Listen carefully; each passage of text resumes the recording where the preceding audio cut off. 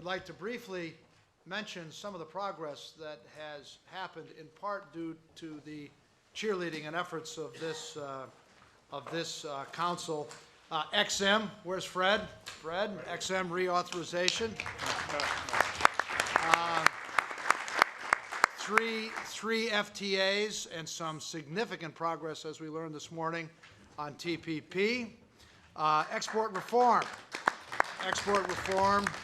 which we're going to talk about a little bit more today and mention in one of our follow-up letters. Export reform is one of these things that everyone said the administration could not make progress on. Well, the administration is making progress on it. Visa reform, I think we've got roughly a 2x flow in Brazil and China, which I think is representative of real progress. And then the veterans hiring and training, which is something near and dear to the hearts of many Boeing employees, has also gotten significant traction. So since we last got together, I think a lot has happened, and my hat is off to the administration, and in some cases the Hill, and in every case Secretary Bryson, of course. And Thank you, Jim. But some great progress over the last. But now I'd like to introduce some new members, because we do have several ones now, and let me go in no particular order.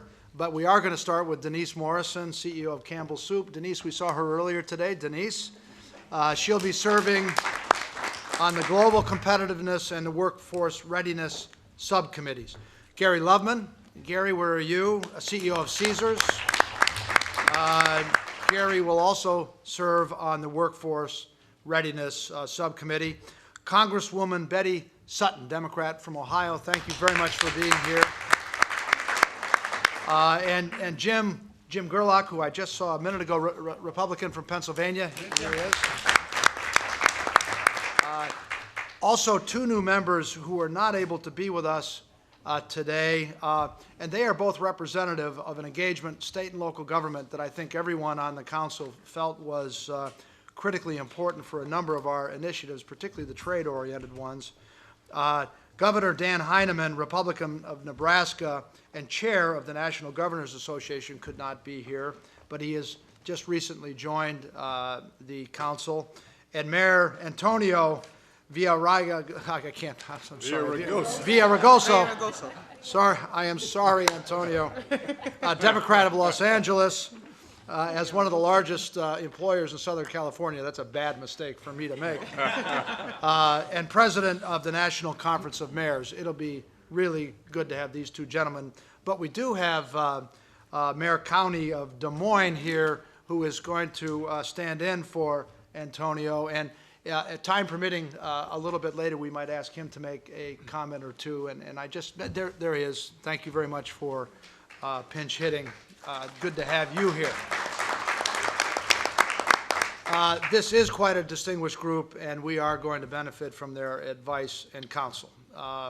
Now, as to why we're all here today, the news on exports for 2011 was good. I think up almost 20% to 2.1 trillion, on track for the doubling, I think is fair to say. This year, however, I think will be more challenging, in large part because of the Eurozone crisis, and given that 20% of our exports traditionally go to European countries, not hard to do the math and understand the challenge, which of course should only re-energize us, because a challenge is what we are always after. So we're going to have to keep pushing our policies, our programs, suggested reforms, and each individually, those of us in the private sector, keep pushing our new products into new markets, of course. With that said, let me congratulate the administration on the remarkable progress we're seeing on our recommendations so far. I chronicled a couple in my introductory remarks, but looking at the overall progress, out of 19 letters that this council has sent, they have taken action in whole or in part on 15, which in this line of work is pretty good. So that is real progress, but much, of course, does remain to be done, particularly since some of these recommendations require some legislative action. Now, on today's agenda, we have 5 letters and 2 reports to get to. We have a long agenda, so let me stop now and ask our Vice Chair, Ursula Burns, for her comments, I think including an update on the Brazil mission that That we're... would be my major speech point Go- this morning. go So for it. thank you, Jim. Go for it. Welcome the 2 new members, Denise and Gary, thank you. All of the members from the administration and from government, thank you for the work so far this year. I won't go through the details since the chair did such a great job in outlining those. One point that I don't know if you brought up, if you did, I wasn't listening, and this, we still have some work to do on PNTR and Russia's ascension to the Yeah, did not WTO. mention This that. is a Good, big, good. effort for us. I think that all that we can do as members of the PEC is to continue to have our voice be heard very clearly, and make it consistent. We're in the last rounds of this, I think, and they need help. So the administration needs help to make sure that they understand where we stand on this. Let's continue pushing on that. Last but certainly not least, Brazil. I just want to take a few minutes to highlight the trip, make sure that all of you understand that we expect as many of you to be present as is humanly possible. I'll say that again. As many of you to be present as is humanly possible. We'll travel to Brazil in September for a series of meetings with local, state, and federal government officials. And we'll also have meetings with private sector representatives as well, of course. And it's going to be all focused on export. That's the whole point there, and investment opportunities to help our businesses grow in this part of the world. The current itinerary has us traveling to Brazil on Tuesday, the 18th of September. We'll spend Wednesday of that week in Sao Paulo, which you all know is the commercial capital of Brazil. Thursday in Brasilia, which is the government center of Brazil. And then we'll go on Friday to Recife, which is a port town. It's in a fast-growing region of Brazil. In addition, the schedule is very tight. It will be fairly grueling, but the tightness makes it very useful. Obviously, we can be able to get a lot of things done in a short amount of time. I strongly recommend and encourage, as I said earlier, all PEC members to come. Jim has a conflict that's unavoidable, so he will not be there, but I will act as chair for that meeting. It's really important that we have a good showing of the PEC on this trip. So we will be following up with you to make sure that you come, and if you are not planning to come, I will be following up personally to get your excuses, not in writing, but over the phone. So I'm looking forward to it. In addition to it being impactful, Secretary Bryson will be there. We'll also be able, I think, to get a little bit closer as colleagues and spend some pretty good time together. So it should be fun as well as an important business trip. Thank you for leading it, Ursula. I just returned from Brazil, just as a side note, and this, aside from being a country on the make, there is an administration that is eager to engage down there at the cabinet ministerial level, and I'm sure the trip is very, very well timed. So I think it's going to be good. And unless you can arrange a death in the family, good luck with Ursula. We're very fortunate to have Mike Froman here, and I think he wants to get us focused on a new agenda item for us, not for him, but the U.S.-EU transatlantic partnership, and it's perfect to have you here personally to get us focused on it, as well as some other comments you might have, Mike. Well, thanks, Jim, and thank you for letting me jump the queue, and I apologize to our distinguished cabinet members, but actually it's very much in line with what you've laid out, that at 10 o'clock this morning there's a closed Ways and Means discussion of an interagency group on PNTR in Russia, and so I appreciate you letting me to go quickly now. First, let me just say that we are keenly focused on dealing with the challenge that Jim mentioned on the declining exports, or the declining export growth, and obviously our focus right now at the G8 and at the G20 is very much on the Eurozone and Eurozone crisis and anything we can do on that, which will obviously have benefits for exports as well. Let me mention a couple things and then maybe conclude on the transatlantic piece. First, in Geneva, there has been really a fair amount of progress since the beginning of the year, when the G20 said that negotiators should begin to explore fresh and innovative approaches. We now see progress on a services plurilateral, a trade facilitation agreement, and an information technology agreement, the next generation of the information technology agreement. So on all three, we're nowhere near closure yet, but I think there's positive momentum towards taking those issues up. You heard about TPP, I gather, this morning, and a lot of very good activity around that. I'd also mention that we've rolled out our model bilateral investment treaty after a long process of reviewing that, and are now in the process of identifying who we want to engage in those negotiations. And next week we have the AGOA Forum here, the African Growth and Opportunity Act, and we'll be talking about what we can do to make more of that going forward. But as Jim mentioned, we had Commissioner de Gucht here for a couple of days earlier this week to focus on the Transatlantic Trade and Investment Initiative. And I think both sides, both USTR and DG Trade, are working very hard with the help of USDA and others to figure out what can be done, how high an ambition we can achieve, but also what the obstacles are, and that we go in clear-eyed with what the obstacles are and whether we have a way through them. Because the last thing we want to do is get involved in a 10-year negotiation with some major obstacle that we're not going to be able to overcome. We're not there yet, to be frank.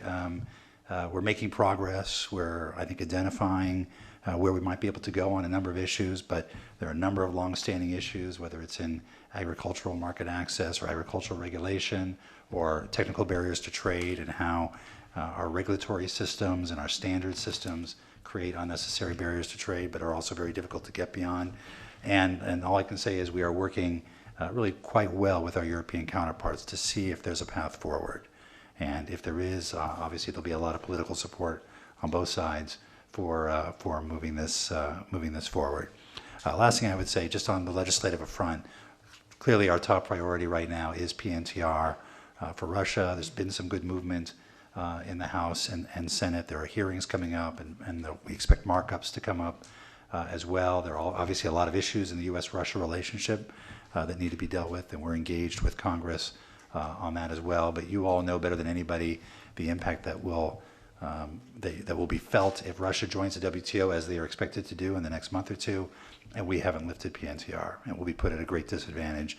And that's the message we're carrying to the Hill, and it's very important that they hear that. Thanks, Mike. I think at the BRT we need to rejuvenate. We've been pushing hard on this, but we need to make an issue out of it next week, as you suggested, Ursula. So we'll take on that challenge, Mike, to help out. It's really important, really is. Thanks very much for the update. I think Secretary Solis has arrived. Just wanted to say welcome. Yeah, we hadn't seen you before. It's great to have you here. John, did you, Mr. Secretary, excuse me, John, Mr. Secretary, do you have some comments? I do. Well, Mike Fruman's done a very nice job, and he is leading, I think, with exceptional ability in seeking to bring together these trade agreements, now with a particular focus on Russia, but also the focus on the Eurozone and the broader economic situation in Europe that is certainly affecting all of us right now. I'm going to skip over things that I would have touched on. I do want to hit on one thing, and that is, notwithstanding the fact that we see considerable challenges in the level of exports going forward right now, having to do principally with the European zone. That's been a key place for exports for us.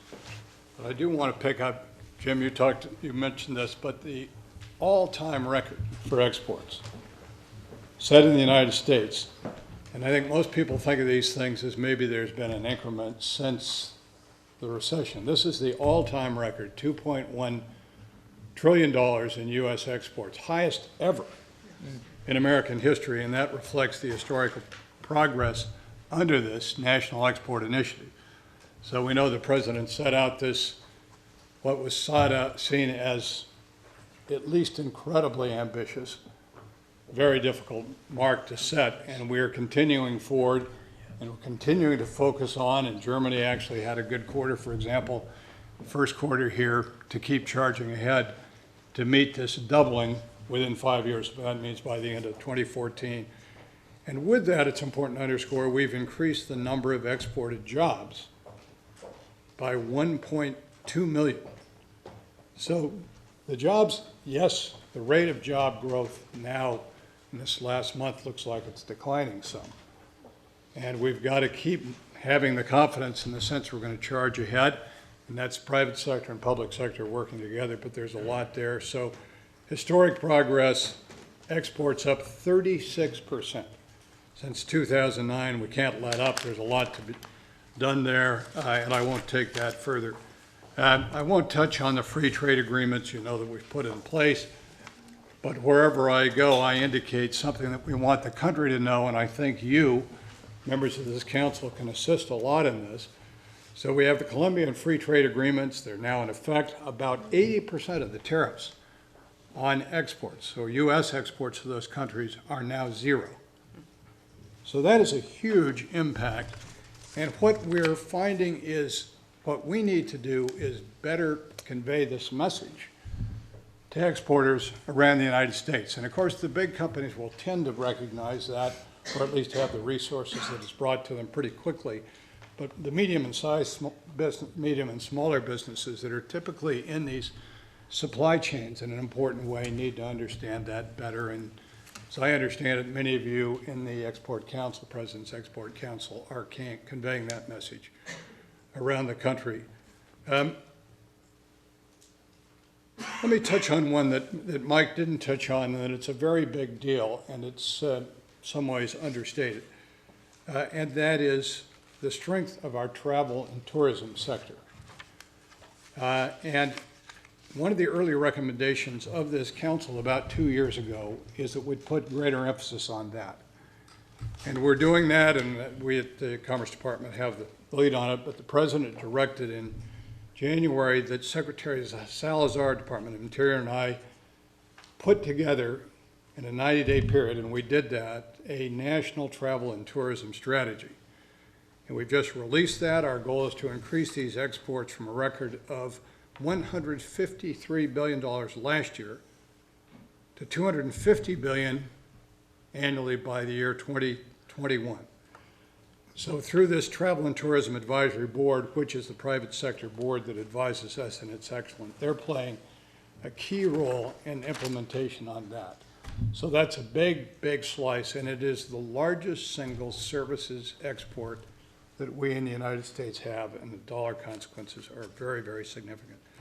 Ursula talked about Brazil, and I will be there. It is critical. You have summarized it extremely well. I will say that the visit from President Rousseff here in April was a very constructive visit. And she is a strong-willed person. She has very clear views. She is taking some steps that will make working there somewhat more difficult, but at the same time, she is dealing with things in Brazil that can make a real difference. And so we're looking forward to that, and I joined the President, Hillary Clinton, and I, and others. But I was with her for nearly the entire day, and she has a capable team, tough-minded, she's going to lead. But that meeting in Brazil in September, I think, will be vitally important. So I hope as many of you can be there, as Ursula suggested, as we possibly can have.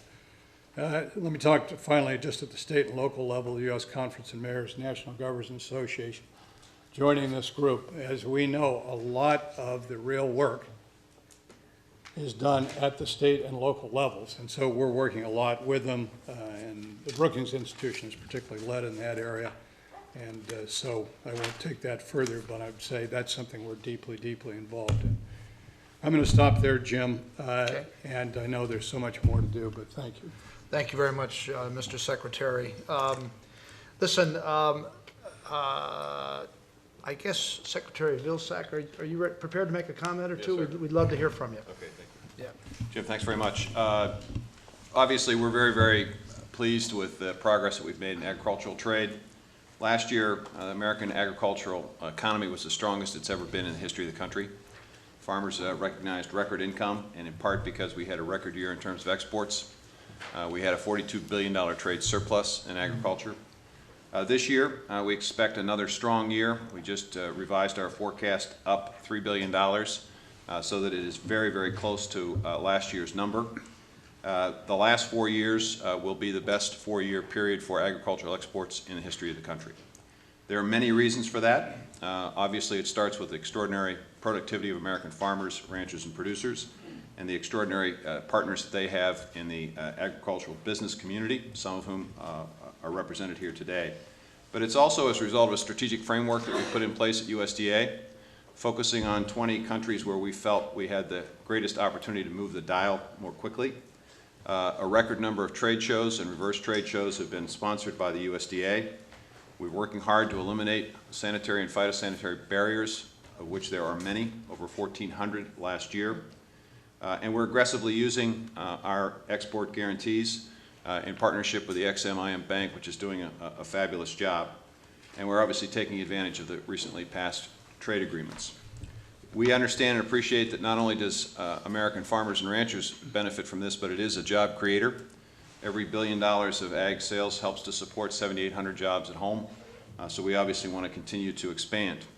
That's one of the reasons why we entered into recently an organic equivalency trade agreement with Canada and the EU, which we think will offer another additional opportunity. It's the reason why we're working with the President and others, and John Bryson and the Trade Representative's Office, Ambassador Kirk, to work hard on the Trans-Pacific Partnership. We think there's extraordinary opportunity there in Southeast Asia. I was the first Ag Secretary in the history of this country to visit Vietnam, just to give you a sense of how interested they are in doing business with the United States. Not too many years ago, they were 53rd on the list of trading partners with the United States in ag products. Today, they're 13th. And it's been a rapid ascension. So they are very interested in doing business. I can't emphasize enough the importance of getting Russia into the WTO. We have a lot of issues with Russia on agricultural products.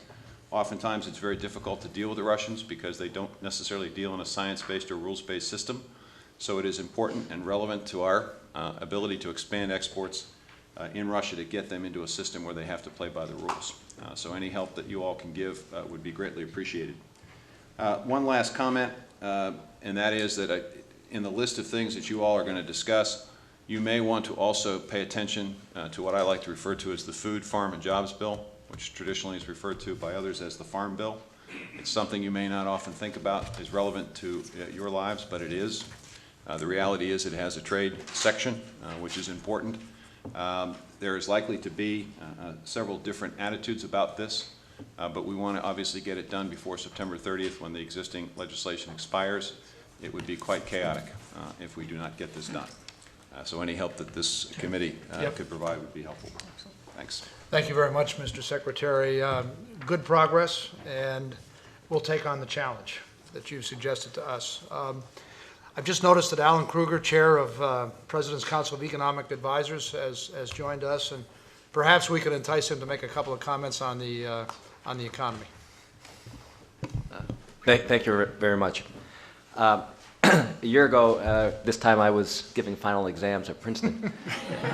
And in the course I taught, I described the economy as caught between a tug of war between the natural forces for the economy to bounce back after a recession and to bounce back more strongly after a deeper recession. I called that Zarnowitz's Law, after Victor Zarnowitz. And then on the other side, the tendency for economies to grow very slowly after a financial crisis, particularly the deep kind of financial crisis that we had beginning in 2008, which I called Kindleberger's Curse, after Charlie Kindleberger, who wrote a lovely book on financial crises, panics, and manias. And it does feel like we've been caught in a tug of war. The good news is the economy has now expanded for 11 straight quarters. Growth has been in the 2 to 3% range. For the private sector, growth has actually been stronger, closer to 3.5%. And I think one of the things people don't appreciate is that state and local governments have been cutting back pretty sharply, particularly after support they were getting from the Recovery Act phased out. And if we look at the expansion of the private sector in this recovery, it's actually growing faster than it had during the previous recovery and about on pace in the recovery in the early 1990s. We've now had 27 months in a row of job growth, 4.3 million private sector jobs in total. This year, we're averaging 165,000 jobs a month. That's on pace for about 2 million jobs this year. That's about what we predicted in the economic report of the president. On the other hand, last couple of months, the jobs figures have been slower than they were earlier in the year. There are probably several reasons for that, some of which have been mentioned. The difficulty in the Eurozone, spikes in oil prices, warmer weather probably brought some economic activity forward in the year. Looking forward, we certainly face headwinds, and that's on top of the problems in the U.S. economy that had been building for a long time. I was actually very happy to see Gary Loveman here on the program, because I remember Gary's dissertation. And I also remember his... I'm sure that Larry Katz, Gary, one of Gary's co-authors, remembers well. And anyway, Gary, among others, did work on the rise in inequality in the U.S., and that's one of the factors that's contributed to the long-standing problems that we have. Fundamentally, we borrowed too much during the boom years. We financed a lot of the borrowing with the housing bubble, and people have been paying down their debts, and that's been restraining economic growth. And if you think about the identity you all learned in introductory economics, that GDP is equal to consumption plus investment plus government spending plus exports less imports, and you kind of look at that equation and say, where is the U.S. going to get growth from going forward? It's pretty clear that consumption is going to grow more slowly in the future than it had in the past, because the level of consumption growth we had was unsustainable, since it was supported by borrowing that turned out to be unsustainable. Government spending is very unlikely to be the engine of growth in the future. We see state and local governments cutting back. The federal government is now also reducing the deficit. And over the last couple of quarters, we saw slowdown in military spending. Well, investment will help, and we've actually had pretty strong investment, particularly in equipment and software, partly a result of some of the incentives that were part of the Recovery Act and subsequent legislation that increased tax deductions for investment. And then finally, net exports. And we looked early on at what are the sources of growth likely to be, and clearly net exports jumped out at us. Now, every country can't export their way out of a financial crisis, out of an economic crisis, but the U.S. has been doing remarkably well in pursuing that strategy. And I think there are a number of reasons why we have comparative advantages when it comes to exports that hadn't fully been exploited before. We have the most competitive economy in the world. We have the most innovative entrepreneurs in the world. We have strengths, which Secretary Vilsack mentioned, in agriculture, which are leading us to have record level of exports. The U.S. Has wonderful tourist destinations. So and we have a large trade surplus in services. So there are, I think, many reasons why exports can be a path to stronger economic growth. And just to echo some of the comments that were already made, the U.S. has had record levels of exports in recent years. In 2011, $2.1 trillion of exports, which constituted 14% of GDP, almost 14% of GDP. So not only was the $2.1 trillion a record, but as a share of GDP, it was also a record in U.S. history. From 2009 to 2011, exports have grown at a compound rate of 15.6%, which is on pace to meet the president's ambitious goal of doubling our exports. Now, we certainly do face headwinds going forward, as the business people here know much better than I do. The unemployment rate in the Eurozone is now 11%, which is a record since the euro was introduced. That's clearly going to affect their demand for imports going forward. And then China and Brazil are growing more slowly than they had been. The good news is that our exports, in spite of these headwinds, have held up relatively well. Rather remarkable, given the weakness outside the U.S., that our exports have grown at such a fast pace. Then the last comment I'll make is that given the wonders of compound growth, given that exports will become an even larger share of our economy as the growth rate continues, that means that exports will be even more important for jobs and economic growth going forward. And that's why I think the work of the Exports Council is so important and why we've devoted so much effort to pursuing an agenda that will make it easier for our businesses to expand exports in the future. Thank you. Thank you very much, Mr. Chairman. The challenge has never been clearer, and there's nothing about what we're doing that won't help that problem. So we'll just keep working it, and appreciate your support very much. And I think Deputy Secretary of State Nides has just joined us, and you probably have a number of thoughts, one of which might be on economic statecraft, and we'd love to hear it. Secretary Nides. Thank you very much. Jim, thank you for inviting me. And as someone who was a former COO of Morgan Stanley or an investment bank in New York, I am certainly appreciative and respectful of the role of the private sector and the combination of what we can do together. And many of you might be asking what the State Department is doing about economics, and so I'm here to spend, I guess, 6 minutes in telling you that. So let me, and I assure you, you should accomplish something. You get Cabinet Secretaries, no defense, to speak for 5 minutes. That's remarkable. So I'm going to try to accomplish that goal too. So let me just when I took this job, the Secretary Clinton asked me to focus on a few things, principally on the Iraq transition, the Afghanistan portfolio, and improving our ties to Pakistan. Obviously, haven't been totally successful in all of those, but one of the things, as long as I'm here, was to focus principally on what she has called economic statecraft, the connection between what we do as diplomats to improve the economy at home. And that has been one of the things that I have spent an enormous amount of attention on. And you have to ask yourself, what is the role that we at the State Department play along with our friends at the Commerce Department? You should just remember we have a dual agenda at the State Department. It's called Peace and Prosperity, and this is the prosperity part of the agenda. As you know, we have over 250 embassies around the world and consulates. So we are the front lines, as they say, about not only promoting the diplomatic peace, but they are the engine for our promotion of U.S. goods, and to do, as Alan pointed out, is doubling the President's export agenda and getting that accomplished. We have over 1,000 economic officers positioned all over the world, and everyone, and what we are trying to do is making sure that they understand that we're at the front line. I mean, the Boeing company, not to just point to one company in particular, knows how to use these officers quite effectively, because every country I go, there seems to be a Boeing executive in the room with me. So they have clearly understand how to accomplish that and to make sure that they use, and that's what we're there for to do, working with our colleagues at the Commerce Department.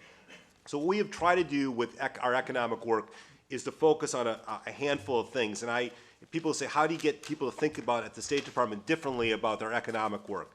One is we number one, try to get people to think about their job differently than they've thought about it before.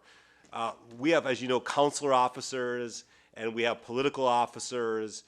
We want all of our employees in the Department of State to think of themselves as job officers. I know that seems to be kind of a cute catch-all phrase, but it's very important for those in our embassies around the world to wake up every day and thinking about what they can do to promote U.S.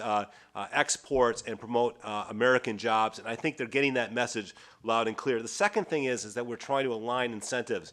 Not to kind of repeat what most of us who have been in business understand, but you have to incentivize your employees. Since we don't have money to do that, we do have the ability to promote people through promotion processes and to make sure they understand that they're going to be evaluated not just on the particular cone in which they work, the particular role that they have signed up for, but how they're working across lines, how they're working with the Commerce Department and the Agriculture Department. So the incentive to making sure our econ officers are at the same kind of stage as our political officers is very important. And the third thing is that we are advocating to make sure that there's a level playing field. One of the things for most of the companies around this table is if we have a level playing field, we can compete. That is certainly the understanding. Our goods will be sold if we can sell them on a level playing field, and that is something our economic officers need to be doing across the world. The fourth thing is that our relationships with the AmChams. I never thought in my world I'd be as close to the American Chamber of Commerce than I am right now. Every day, they are our best advocates in these countries. They are many of the employees of the companies around this table. They're members of the AmChams. They are the voice of American businesses in many cases, and they're enormously helpful. So as we think about our State Department, this is nothing new. We've always had good relationships. But Secretary Clinton never goes to a country, nor do I, nor does Bill Burns, without meeting with the local American AmChams. It is the pulse of what's going on there. It's critically important that we think about that. So I wanted just to point out one area where we've had a lot of success, and I point this out because it's an interesting case study. As someone who's been in the government, then spent the last decade and a half in corporate America, and then came back to government, obviously, one of the raps is when you're outside the government, you always never believe that government can work and get a problem done.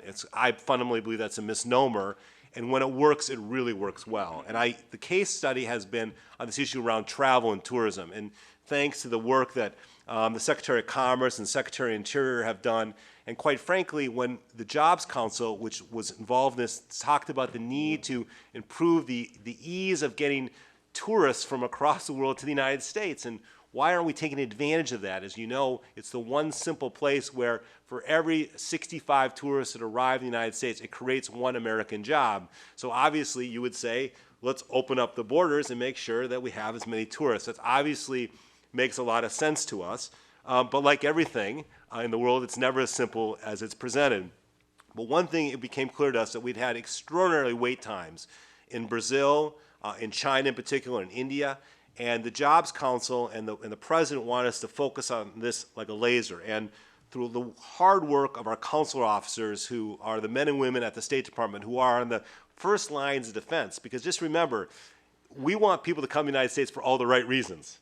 We do not want people coming to the United States for the wrong reasons. And so our consular officers are there, and after 9/11, they take their job with DHS very seriously. And through an enormous amount of work with our partners at DHS, by trying to figure out how we can surge people into these countries, that consular officers, how we can build more space, how we can do things more effectively. We took the wait times down within the last 9 months from almost 140 days in Brazil to less than 4 days now. So it takes you 4 days right now, currently, to get a visa to come to the United States and Brazil without compromising our security. In China, it took 100 days, and now it takes less than a week and a half to 2 weeks. And that's working with our friends Gary Locke there and trying to also change some of the requirements. But again, it is what we talk at the State Department of economic diplomacy, but working with our partnerships. So we can make the case study to say, what does that really mean? Well, in this case, we've increased tourism by about 5% in the last 9 months to a year. Now, there's a lot of reasons for that as the economy improves in places like Brazil, so I don't want to get crazy about taking too much credit for that increase. But if you ask the tourism industry, they have seen a direct increase in this, and I congratulate the men and women who work not only at the State Department, but at DHS and around the other agencies. But it's obviously, visitors spend over $153 billion a year here, and so we feel very comfortable that we're doing our fair share. So let me just make one last comment. We are spending an enormous amount of time on all aspects of economic statecraft. As I pointed out, it's not just about promoting U.S. jobs, it's making sure that the playing field is leveled. It's about taking, when there's an RFP listed, that the U.S. Embassy puts all of its resources to make sure that the U.S. company has the ability not only to compete, but to win. And I think, quite frankly, we've always done this. It's not something new, and that's why the Commerce Department focuses on this a laser. But I think, quite frankly, over the last few years, we probably haven't been as aggressive as we should be. Because let me just tell you, around the world, they are aggressive. These countries that we're competing with are doing whatever they need to do to make sure that they get the advantages to get these deals done. And so we as diplomats need to understand that we are also responsible to helping improve this economy, that we are also responsible for making sure that we double the President's export initiative. So I think we have made an enormous amount of progress.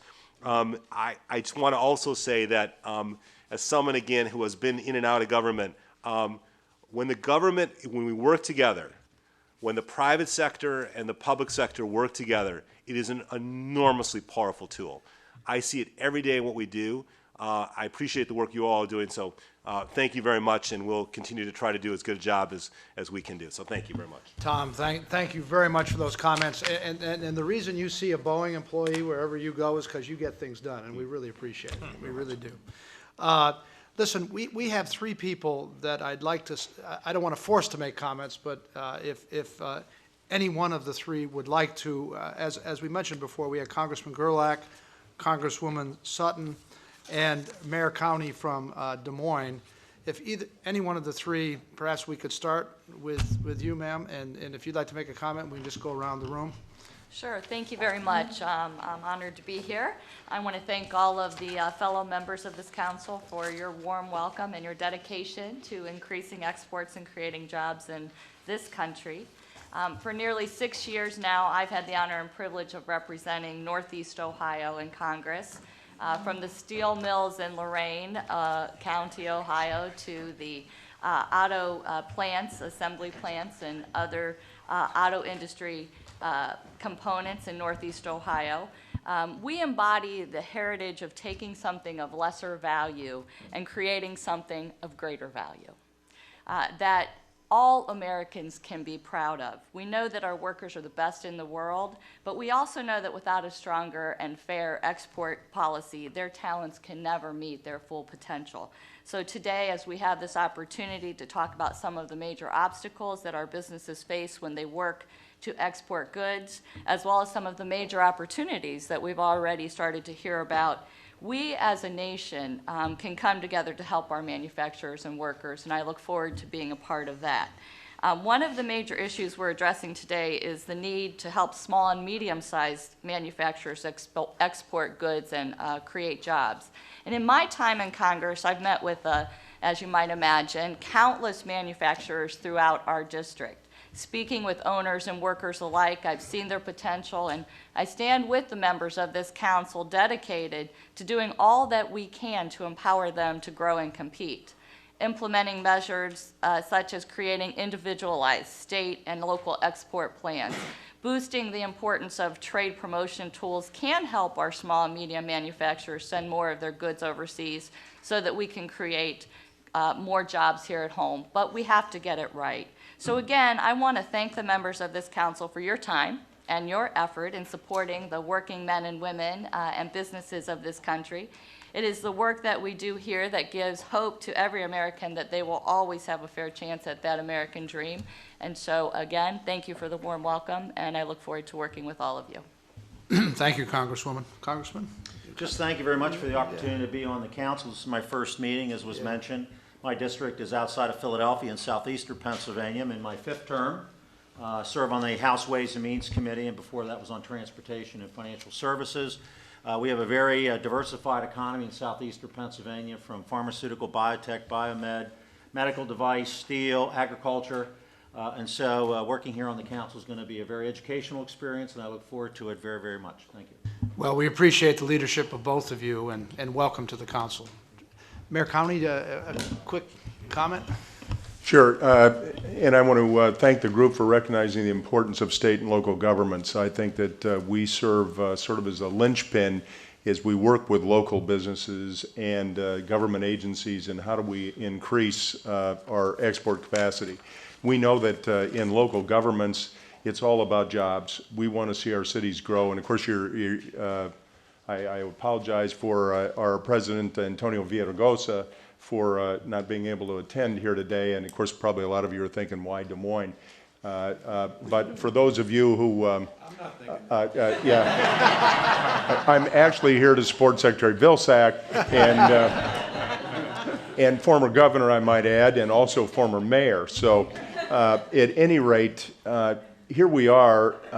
Forbes, by the way, sees Des Moines as the #1 place to do business and the #1 place to raise a family and the #1 place for folks. So those of you who are reading, why I would suggest you pick up Forbes every now and then.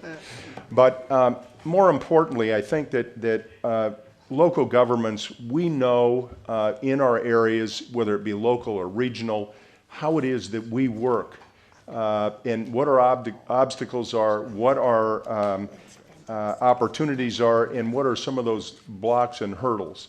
The mayors have worked very hard, and I know the NGA, the National Governors Association, is also working hard. And I think it's all levels of government, federal, state, and local, working together that gets rid of some of the redundancies. I know the letter speaks to some of those opportunities.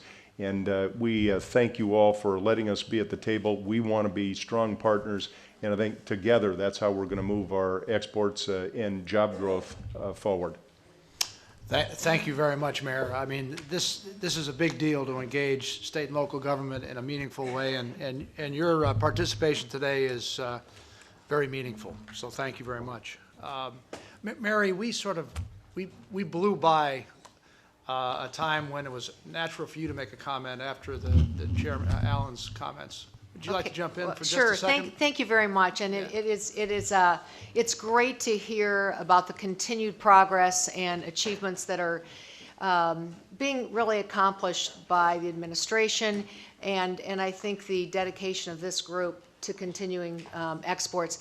As the chair of the National Association of Manufacturers, just want to kind of reinforce some of the things that have already been said. With 18 million people who support or are directly involved in manufacturing, we actually have 4 key goals, and 2 of them are totally aligned with exactly what this council's talking about, as far as wanting to be a great place from which to export, and also the need for a skilled workforce. And I'll address that in a little bit later on the workforce letter. But one other thing that we talk a lot about at the NAM is for manufacturers, and by the way, manufacturers, I think, have had a disproportionate amount of jobs added during the recovery, because manufacturers also are some of the big exporters. We also talk about how important it is that we make sure this country continues to be the best place in which to have a manufacturing business and to attract direct foreign investment. And so a few issues that manufacturers constantly are also looking at are tax policy and energy policy to make sure that we are competitive for the future. So I think a lot of great work is being done, but I do think that these things are also important to just keep in front of Congress and administration, that we make sure the environment is great for manufacturers to continue to see the U.S. as the place to be. So thank you very much for letting me say those words. Thank you, Mary. And just noted that Valerie Jarrett from the White House and Administrator Mills have joined us. Great to have you here. Listen, I think we're ready to move on to some items of business now, some of the letters of recommendations. And I think, Andrew, were you going to kick it off? Why don't you introduce your letter and summarize it? Summarize it. Thank you, Mr. Chairman. I've been trained that when you've got the order, don't keep asking for it. So on the Russia PNTR, I actually think this administration and this committee, it's a fairly self-explanatory. Vice Chair Burns has already talked about it. The letter is very self-explanatory. We obviously, as an export council, feel very strongly that the U.S. does not disarm itself. The Russia joining WTO will happen. Other countries will benefit. Why would we not allow our companies to benefit? Just doesn't make any sense. There are very cogent arguments in the letter. I would just say that the U.S.-Russia Trade Coalition, U.S.-Russia Business Council has made hundreds of visits to the Hill. I think the opportunity for the arguments on the Russia issues, which are there and already spoken to by Mike Froman when he was here, have to be discussed, but at the end of the day, it's not unlike the U.S. Exim Bank reauthorization. We have to allow our manufacturers to export to growing markets, and Russia is a huge market for all of us and can become even larger if we, of course, allow the PNTR to occur. I know a couple of my members might want to say something. Jim Turley, did you want to add anything? Well, I think you've summarized it so well. I've had the pleasure of co-chairing with the Prime Minister of Russia for a dozen years a Foreign Investment Advisory Council. This has been nonstop the biggest issue that they've been dealing with, particularly from the United States. So you're spot on. I think everybody understands this. We know where we have to get, and now we just have to have the will to get there. And so kudos to all the parties for lining up on this. So I'll just leave it there, Jim, and open it up to any other comments, No, the only other thing I'd say is that, as we commented earlier, we've got to make this a big deal at the BRT meeting next week, just to line up and support. Did you have a second letter on? I can go to the second letter if you wish. Sure. Okay, before Were we there ask any for that other- one. Any other comments on the Russian? Okay, we will so adopt the letter, hearing no Great. objections, and so why don't we move on to the next one?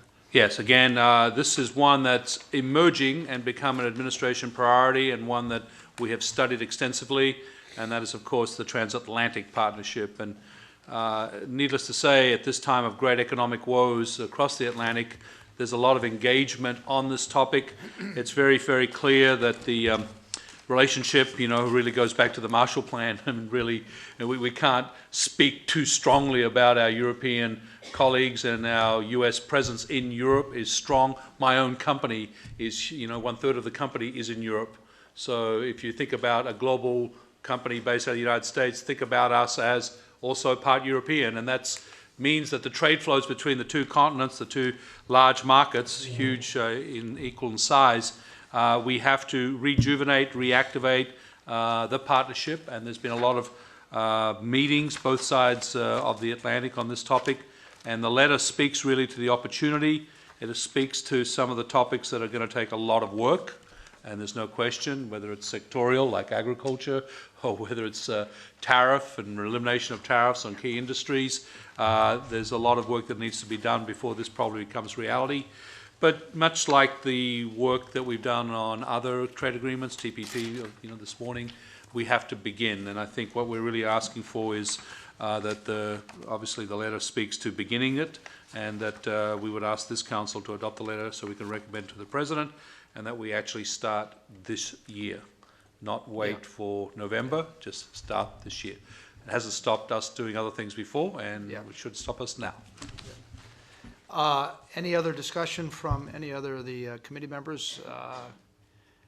Listen, the trade agenda is full, and the administration has made great progress this year on the 3 trade agreements that have already happened, on TPP, which we've been discussing, and we still don't have our fair share of trade agreements out there. So I think your call to action to get going on this one expeditiously makes sense, even though it crowds the agenda a little bit. So if there are no objections, Jim, did you want to jump in? Sure. Really quickly, and because it's not always visibly evident how important this is to trade, but we work in 140 countries, and when you have misaligned regulatory environments, it just raises the cost of business for everybody. And so I think it's in here, but continuing to emphasize harmonizing the regulatory thinking, I think, is a great advantage to trade as well.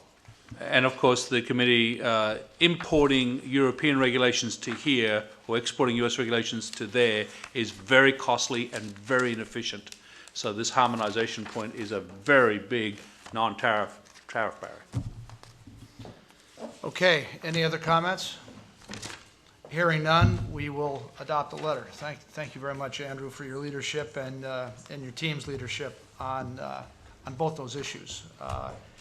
Next, we'd like to consider federal, state, and local cooperation, and the letter that states the case. And I think, Ursula, you're going to pinch hit for Scott. I am. So why don't Scott, you just take it? first I'd like to thank Scott for his leadership on this letter. He couldn't be present today, and I'd like to thank Mayor County for actually doing the job for me here in presenting the case for federal, state, and local cooperation on export promotion. So thank you for that. The letter provides a recommendation on how it can be done, particularly in the current economic environment. Efficient use of our resources is obviously very critical. State and local governments often do significant work on export promotion, and it's important that these efforts and the efforts at the federal level complement each other and support each other and are not redundant. The letter highlights a number of initiatives that have demonstrated success that could provide models for other states or for the nation as a whole to make this whole process significantly more efficient. It's clear to me, and I think it's clear from the letter, that the information and recommendations that are present in the letter were served well and actually had the support of and input from the U.S. Conference of Mayors and the National Governors Association. So I thank them. Fairly self-evident letter. Scott's done a great amount of work on it, and the examples in the letter are something that I think are low hurdles, low bars that we can jump over to move this along. One other point, Scott has already said yes to the trip to Brazil. Trip to Brazil. He's already said yes. So have you, Pat, right? So have you, Mary, right? So I think I may have missed somebody. I just bring this up because in addition to saying yes on it, you have to say it quickly so we can actually get some of the logistics worked out as well. Thank you for that. Thank you for the letter as well.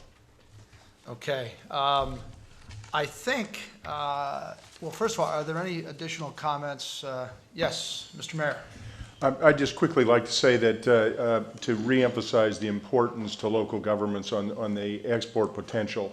Our President, Mayor Villaraigosa, created the Metro Exports and Ports Task Force. We had held our first meeting earlier this year in Jacksonville, and looking at the 150 U.S. metros that we think have the opportunity to participate in it, and we think the potential is just unbelievable for job creation and export potential, looking in our local governments and again partnering. And Global Insight helped us prepare that report, and it received some national coverage, and we think, again, let's reemphasize that partnership, federal, state, local, working together.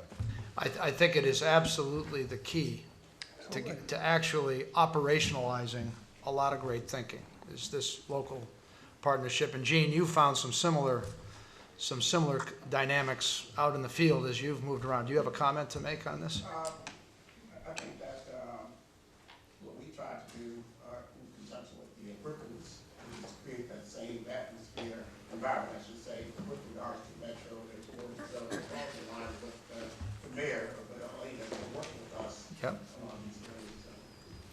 If I could just add one other point, having a plan, you mentioned it, Jim. So every state, every locality having a plan on exports it's not something that just happens. It's something that has to be, you have to develop a plan and an implementation plan for that plan, and that's something that's also highlighted in the letter. So, okay. Any other comments? Yes, Administrator Mills. Well, this is a terrific letter, and just in support of it, I want to mention an update on the STEP program, which was authorized in the Small Business Jobs Act. $30 million a year for authorized for 3 years. We are now soliciting the second round of it, but this is money that goes directly to states from the federal government in a competitive activity. And we awarded 47 states about $29 million. It is extremely well received, and it is to coordinate state, local, and federal activity, particularly for small and medium-sized enterprises. And as you know, this is the critical piece of getting new to export small businesses in there and existing small businesses, getting them the expertise. It avoids duplication of effort and coordinates all the activities that we have on the ground, that Commerce has on the ground, and that states have on the ground. So one example so far is we have 600 firms that received assistance, and they generated new immediate foreign sales of almost 17 million, and they estimate it's going to be over 200 million arising from this $30 million investment. We're hearing more and more stories like that, and so if we can just keep the momentum going, because the stories are beginning to create some of the momentum themselves. So, Lee, do you have a comment would you like to make? Director of Trade and Development Agency. Thank you very much. I wanted to lend my voice to thanking the council for this letter. This is a truly very important initiative, and recently USTDA launched its Making Global Local initiative, where we're partnering with state and local trade promotion entities. And I have to say, this was met with a great deal of excitement from the localities, and it's really been terrific. And it's done 3 things. One is that it has allowed us to leverage our funds with state and local governments, and basically they leverage with us, we leverage with them. 2, it's allowed us to reach out to small and medium-sized businesses that we might otherwise not have been able to reach out to. But I think most importantly, it allows us to hear from U.S. business and be able to design our programs in response to that. So this, I think, is an extremely important initiative, and I really appreciate the council's recognizing that. And we've had terrific partners with the Department of Commerce, State, Small Business Administration. But the Making Global Local initiative that we initiated really has given us the opportunity to work directly with these state and local entities, which I think is extremely valuable. So I want to thank you for recognizing that. Terrific. Thank you very much for your comments. Any other comments? It sounds like this is a pretty popular letter, so I'm going to, without objection, we will adopt it. Dick, where did, right there you are, Dick Friedman, on the visa issue. We had commented earlier on the progress that had been made over the last 6 months, but I know there's more work to be done, and I'm sure you'll comment on both. Well, there is more work to be done, but this is a pretty good story. And we're off to an incredibly good start. I might say that Valerie Jarrett has been working on this for years and very effectively. And it's incredible that Secretary Nides has just done a fabulous job in very practical. We have conference calls with him. It sounds sort of simple, but he's increased the number of windows and working people more hours and just really getting it done. And the industry, the travel industry, is very, very thrilled with these efforts so far. There is a lot more to be done, however, and basically we've shortened, just as an example, we've shortened wait times, as Secretary Nides said, but 26% increase in Brazil in 1 year. 57% more than the previous year. So a couple million Brazilians coming here per year. Wait times in Beijing, I was there last week, are down to like 4 or 5 days from, and same is true in India and other places. So we have millions more visitors to this country.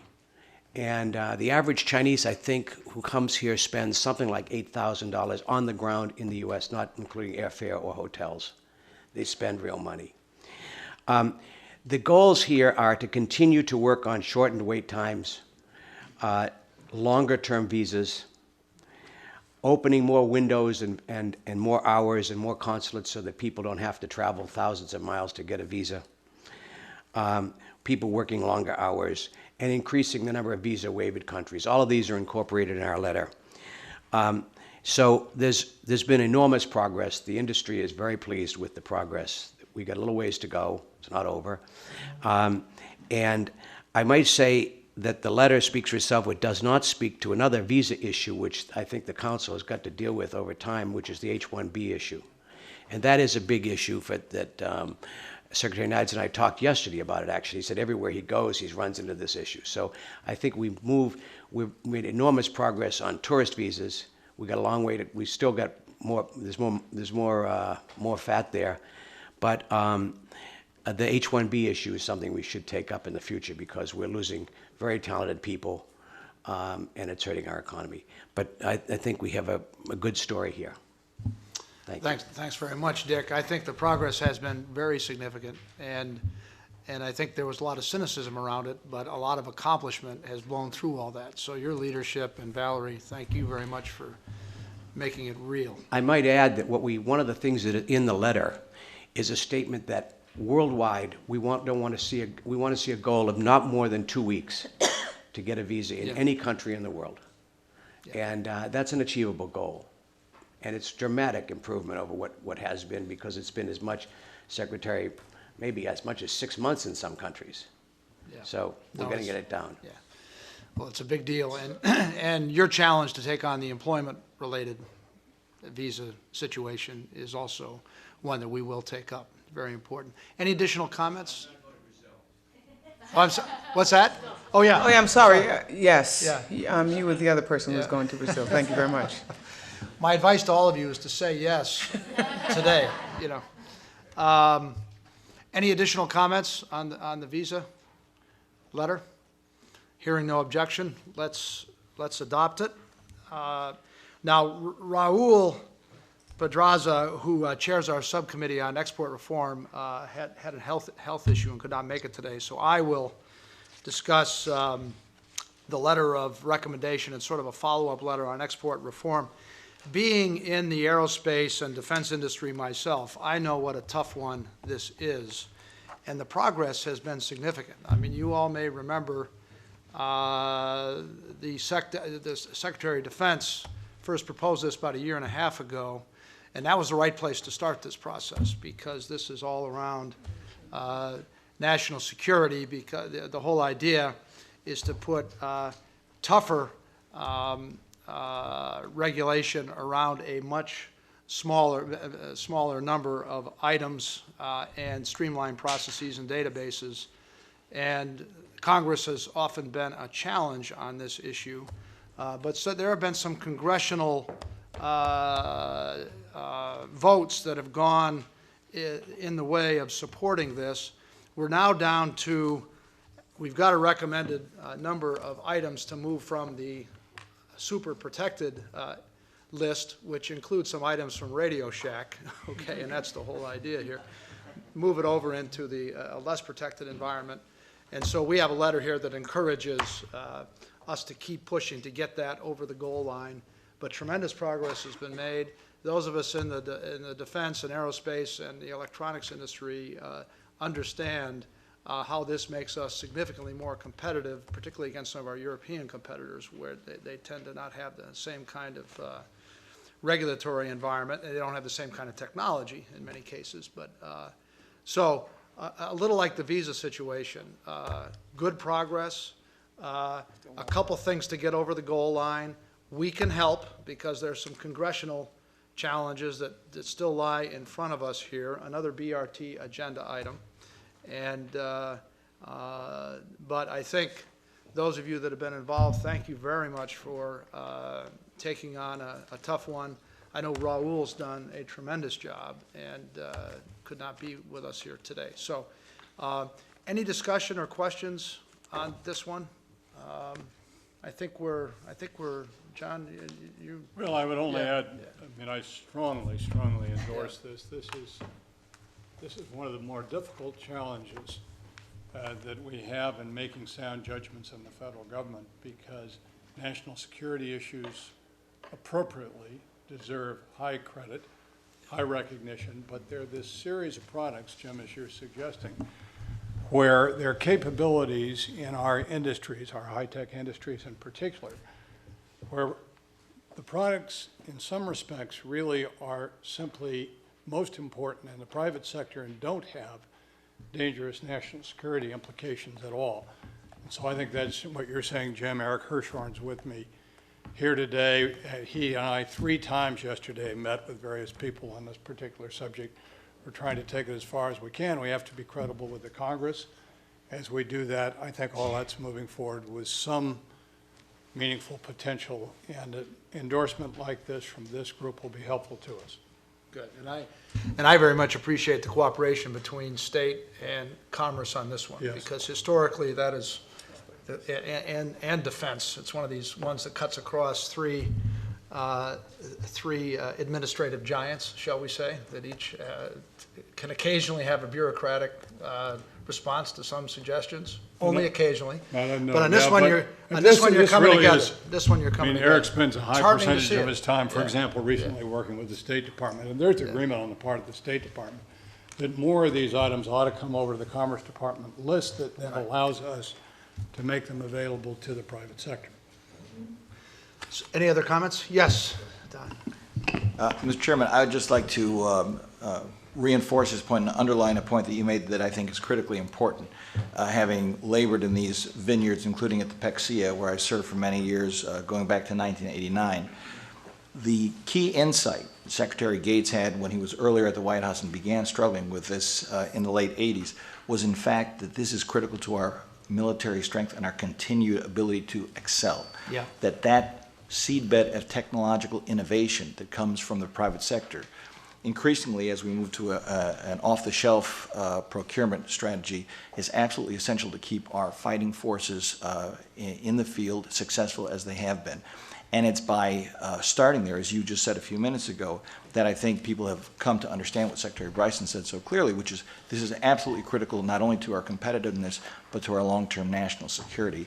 They have made incredible progress in the last couple of years, and hopefully with the good work of the PEC and the PECCIA will continue to do so.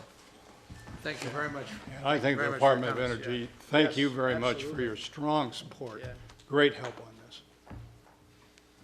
Okay, any other discussion on this one? Hearing no objection, we will adopt it as a council.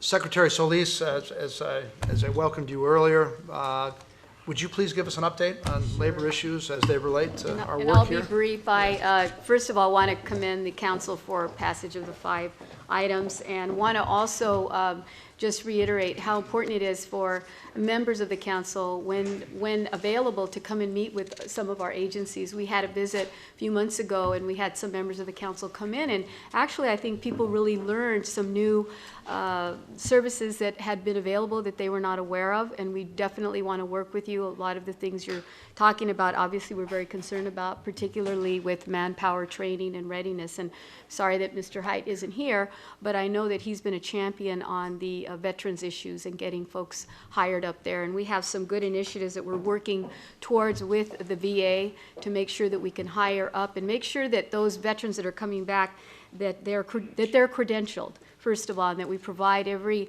available resource for them. And for those veterans that are between the ages of 35 and 60 that don't qualify for vocational education funding, that's something that's going to be provided through VA. We'll be working with them through the Department of Labor to get that training that they need in credentialed areas. And I want to draw your attention, I have a staff person who has an article that we wanted to just pass out to people, if you hadn't seen it, in the Forbes America's Best Paying Blue-Collar Jobs, Manufacturing, and we know that it works. And so part of, I think, our message has to be also selling this whole sector, that these are good paying jobs, and they're good for everyone, including our vets, including non-traditional and displaced workers.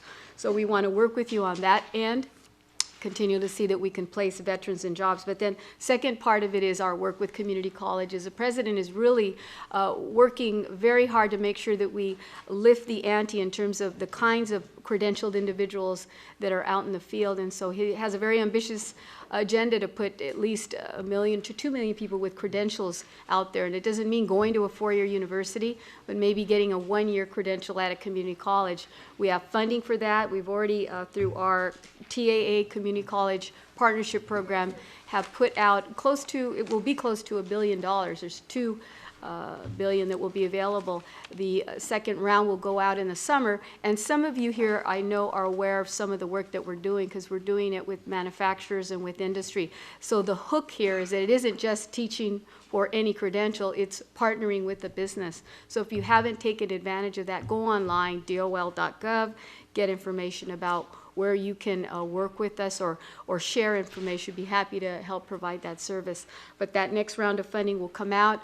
We just did a tour a couple of months ago with Dr. Biden and went into 5 states and talked about the partnerships with businesses. And you'd be surprised, Gatorade and Siemens and all kinds of different industries are taking advantage of this. I know there's a high cost to training, and I think what we want to do is break down the barriers that, you know, we can work with you, we can have a curriculum through the community colleges, interface and look more like what an employer needs and wants, and then create that pipeline. So we're available to work with you. So, and I welcome the new members that are here on that subcommittee. So look forward to working with you.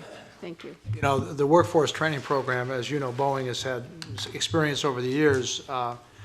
As the skills gap gets bigger in manufacturing, particularly STEM-related manufacturing, this is really important, and it makes a big difference. We have personal experience with that, so we want to get behind this, and we will. And appreciate you being here and partnering with us on this.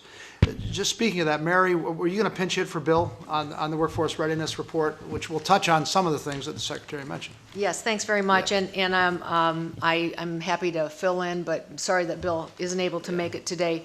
And I'm very pleased to have new members on the Workforce Committee, so Denise and Gary, thanks very much for agreeing to be part of this committee. And also, I think it's fantastic, the more coordination we're getting with the governors and the mayors, because on this workforce issue, it is a high-level priority. We have several hundred manufacturers coming in today to go visit with their elected officials on the Hill. And one of the three topics is the whole workforce and the gap and the skills gap and what we need to do. And Secretary Solis, we really do appreciate the partnerships, and you're absolutely right. I know for our company, we have been able to coordinate with the many programs that are going on, and it's fantastic. And so I don't have a new letter, but just as a reminder to the committee, a letter was presented last fall with five key recommendations. And actually, I think virtually all 5 of those recommendations were mentioned by the President in his State of the Union address. And they are to make sure that high school completion is a top-tier priority, that we utilize time-tested skills training models in manufacturing.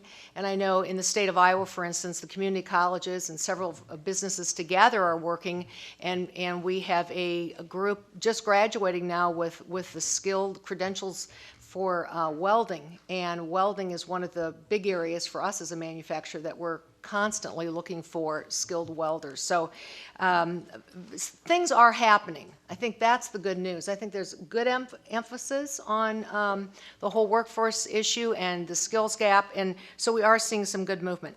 The third item is to expand the specialized training programs for veterans, and I think, Jim, as you mentioned, good traction, and yes, Bill Hite has been a champion for that. Boost workforce readiness programs at community colleges. The community colleges are just integral into all of these issues. And then develop the comprehensive plan to expand STEM training. And I know we've all seen the stats on the STEM. You start out with 4 million ninth graders, and at the end, maybe 160,000 really end up with a science, technology, engineering, or math focus from college.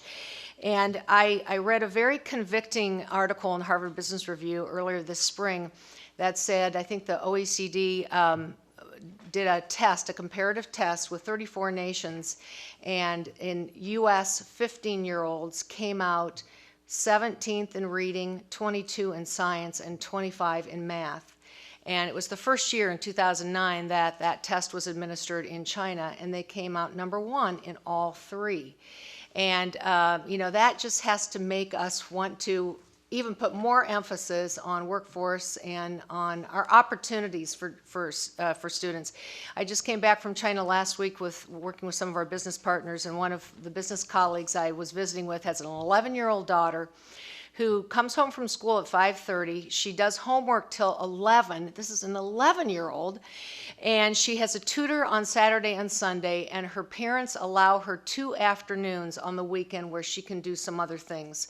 And they're sort of chastised for allowing her to have that time off. Now, that seems over the top the other way, but somehow I think our emphasis on education and on STEM, and I'm a real big proponent for getting more girls involved in the STEM opportunities as well.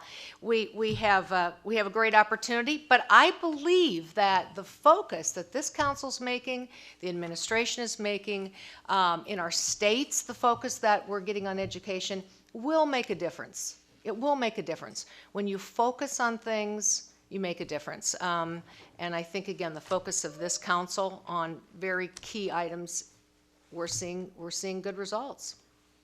So anyway, I don't have a letter, but we will give you more updates at our next meeting, and then there may be some specific recommendations at that time. Okay. Thank you very much, Mary. Karen, would you like to make an additional comment here, or? Well, the number one issue when we travel around talking to small businesses is really workforce training. And you know this from your operations. This is true throughout the whole supply chain. We have been working very closely with Secretary Solis and across the administration with community colleges and Arnie Duncan. We're involved in this terrific pilot on Right Skills Now with the National Association of Manufacturers, and it is one of the key priorities for small business. Thank you very much. Appreciate that comment and the support. Jean, did you want to, were there any other comments on that initiative? If not, Jean, you want to give us an update on your Chicago experience? Yes, thank you. The committee has been very busy since the last meeting. We've done a number of things. One, we held the round table in Chicago, which was hosted by our PEC member, Glenn Tilton of JP Morgan Chase. What we found there was quite interesting compared to some of the other roundtables we've done. The number one issue in this case was workforce readiness. That was it. We were just surprised that there were no comments relative to outreach, SBA, commerce departments, none of that. It was about workforce readiness. So the other thing that we've been able to do was to, and thanks to Fred, his vice chairwoman, Wanda Felton, came out to Los Angeles, and we hosted a SME committee, about 75 small businesses, and she did a wonderful job there. We also advocated extensively for the reauthorization. With regards to the minority outreach, Secretary Solis has been a very active person with our committee. She hosted us at her facility once, and also she came to Los Angeles and addressed about 500 individuals to talk about promoting exports among minorities and women, so that was very, very helpful as well. I've met with Secretary LaHood on a couple of occasions, and what we're talking about is the harmonization of small business goals across all federal agencies. And the SBA, I've been involved with conversations with Dario, and we'll pretty soon talk to Karen about trying to get them to move forward with amending their legislated small business program. So we believe that that's going to be a big win-win. We will focus our next series of SME roundtables on what we call silent exporters companies. And what we mean by that is these are some of the companies that supply the large corporations like Boeing, for example. They have like 10,000 suppliers compared to Mary, who has like 600. But all of them are engaged in the supplying of these products that help in the movement of goods and services. So that's what we want to focus on, and the SBA has taken the lead in that as well. That's my report. If I might add to the supplier initiative that Jean just described, we have started across the administration something called the American Supplier Initiative as part of the manufacturing focus. And as Jean said, a lot of suppliers don't export directly, but they are part of a supply chain that does. We have focused on this community, and the first thing we did was revise one of our loan products in order to make sure they have working capital. We have extensive use of our export working capital loans, but if you're in a supply chain and supplying you or someone else, we have redone our cap lines program, and I'm happy to say it is up 200% because we streamlined the paperwork and increased the ability of small businesses to use it. So we now have a really strong working capital product for them. In addition, one of the big problems is connection between people in the supply chain and new potential commercial customers. We have a great set of small businesses in our military supply chain and our federal government supply chain that could use some commercial business. So we have joined IBM in a partnership called Supplier Connection. Several of you have also looked at it and signed up. We have 17 companies that IBM has put together and recruited in this portal, including Andrew's raising his hands, Dow, thank you. And it's like the Common App. For those of you who have kids who have applied to college, they make one application and it goes for all the colleges. Quite a streamlined process, thank goodness. And we are able, therefore, to have, in about 2 hours, a small business can complete the form and be a qualified supplier in a supply chain for 17 commercial companies. So we are working to take our supplier base, and I sent out an email to 50,000 of our qualified suppliers, and within literally a day, we had 1,000 of them registered into this supplier base. We've got about 4,000 small businesses. We'd like to have about triple that. Thank you very much. I can speak with personal experience on the value of this supply chain product and some of the work you're also doing, Fred, that's analogous.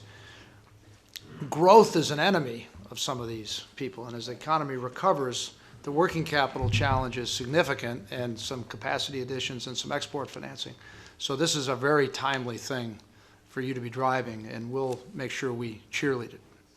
Speaking of Fred, do you have a comment on EXIM reauthorization? Well, I'll say that President Obama signed our bill on May 30th. Our authorization would have expired on May 31st. We had a $100 billion cap. On May 31st, our authorizations were $99.3 billion. That's about as close as you're going to get. I ran a company for a long time. That's pretty close forecasting.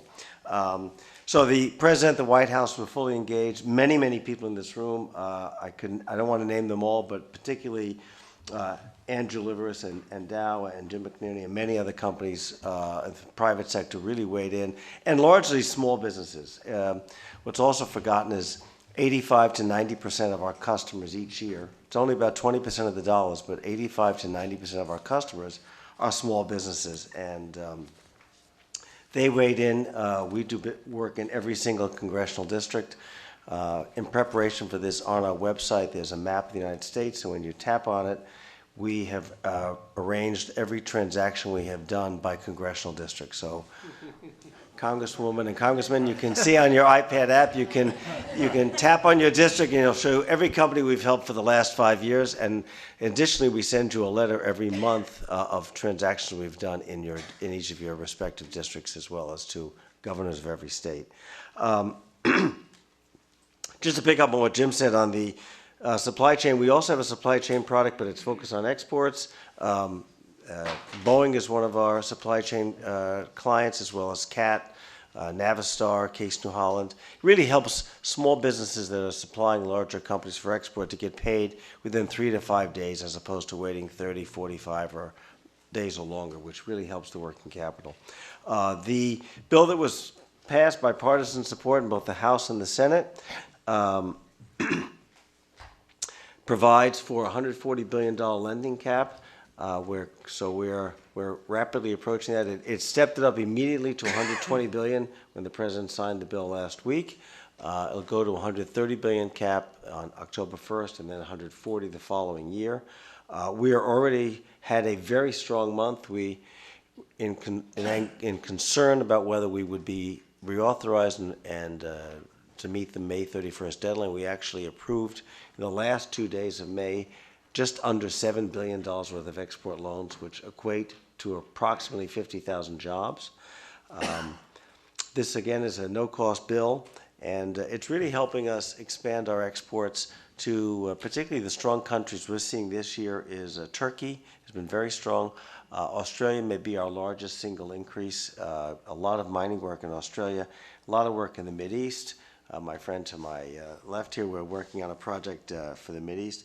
But I think we have a very strong bill. Yes, we have a lot more reporting to do, but the important thing is this creates jobs, good middle-class jobs at no cost to the taxpayer, and I think is a real win for President Obama, along with the free trade agreements in terms of doing things to create jobs and build our economy.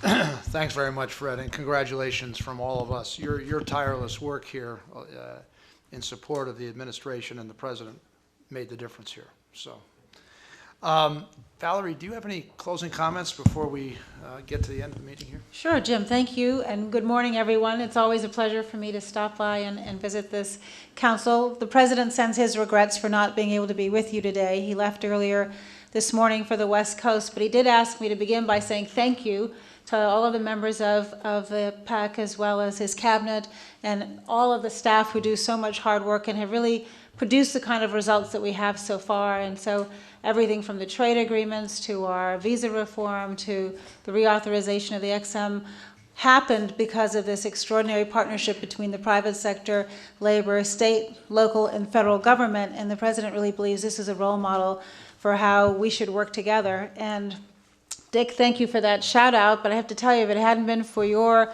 direction and focus putting the spotlight on this visa reform issue, really, I don't think that the Secretary and Tom would have been empowered to make the progress they have. I met with Tom last week on everything that he's done, and I'm sure you felt his passion and enthusiasm for this issue when he presented this morning, and that's terrific for the government. So he can go back to his team and he can say, this is something that's actually going to make a difference. And so that was important. Jim, when you hosted the president at Boeing, it was an opportunity for him to really explain to the American people why your exports actually create jobs right back here at home. And so I know it's not easy to host him, so thank you for that inconvenience. It was very cool for all of us to have a chance to visit your facility. And for everyone who worked on the trade agreements and the XM reauthorization, we're confident that they wouldn't have passed without you putting in that extra muscle. You and the organizations to which you belong, such as the BRT, really made a big difference. And Andrew, I mean, you might as well just have a pass. You're here all the time, and I know how much it takes away from you running your business, and we appreciate all of your efforts. So just a big thank you. We're going to have a lively next few months, and I know you're not meeting again until December, but the president's final comment he asked me to make is that we are going to continue our progress. And even though there will be a lot of other things going on, the folks who are devoted to working with you on PAC have one objective, and that is to meet the president's goal, exceed his goal for doubling exports in 5 years. So thank you very much. Thank you, Valerie, and thanks for your leadership and keeping us all focused and working together. John and I very much appreciate it as we plow through all this. Look, I think one big takeaway from the meeting for me here today is just the ongoing level of activity in every subcommittee. There's been accomplishment, there's more to go, there's an agenda, there's deliverables that are happening. We don't meet until December, as Valerie mentioned, December 6th to be specific. So let's keep pushing, and we'll be in... No, I'm saying this because Ursula told me to say it before. No, I think we've got a lot to do. The agenda is better defined, and the outcomes are much more clearly defined than they were this time a year ago, and I think we should all feel good about that. And so with that comment, I think we'll have the infamous stoplight chart in the December meeting, sort of tracking how we're doing and what additional encouragement we need to provide and work we all need to do. So with that said, the meeting is adjourned.